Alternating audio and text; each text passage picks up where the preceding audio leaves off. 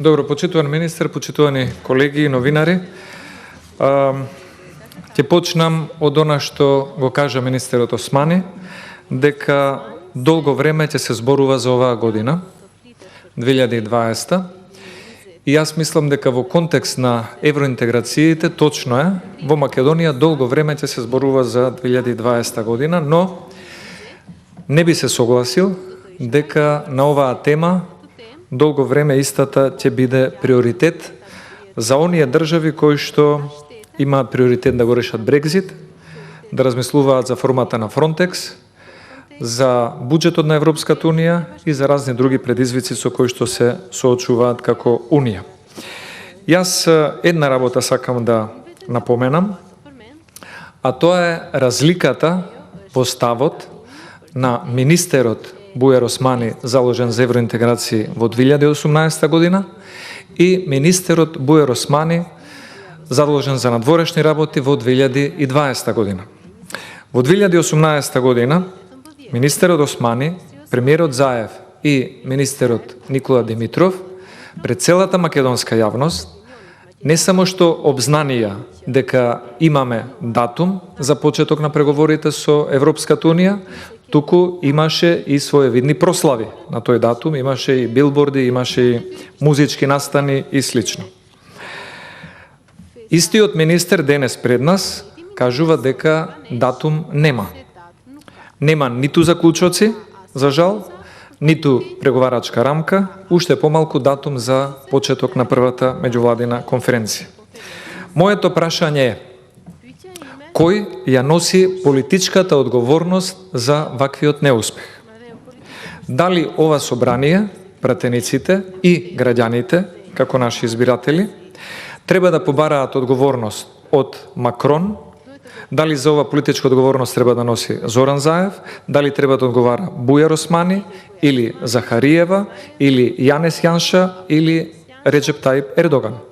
Да знаеме кој е одговорен за тоа што државата кажала дека во 2018 година има датум за преговори, а истите представници денес кажуваат дека нема датум за почеток на преговорите. Затоа сметам дека доколку ја лоцираме таквата политичка одговорност, ќе можеме и да се носиме подобро со предизвикот во текот на 2021 година. Доколку одбегнуваме и наоѓаме изговори, тогаш ова обраќање нема да биде ништо поразлично од обраќањата кои што во изминативе 4 години сме ги слушале од министрите за надворешни работи на вакви форуми.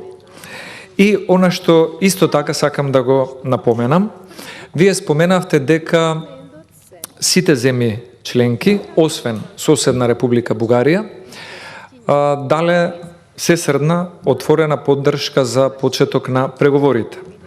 Оваа ваша изјава, би сакал да ве замолам за одговор, е неусогласена со изјавата на бугарскиот европратеник и поранешен ваш колега министер за надворешни работи господинот Ивајло Калфин, кој што на 9 декември за нивната национална телевизија даде изјава дека бугарската блокада, цитирам, им одговара на неколку други земји членки кои не сакаат проширувањето на ЕУ да продолжи, а Бугарија ја користат како изговор.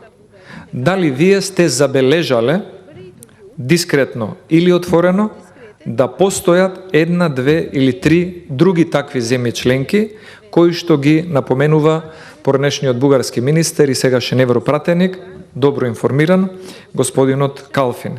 И доколку имате детектирано такви земји членки или нашата дипломатска мрежа ви има упатено одредени сознанија, дали планирате, освен посетите на соседството што се потребни и корисни, да ги посетите тие земји членки и нивните престолнини за да може на подобар начин да се влијае или да се убедат дека проширувањето или почетокот на процесот на проширување со Македонија и регионот не е на ничија штета. И на крајот ќе завршам со она што го споменавте за амбасадорите. Ве слушнав точно кои дестинации ги кажавте, каде треба да се упатат амбасадори и кои се уште не се поминати.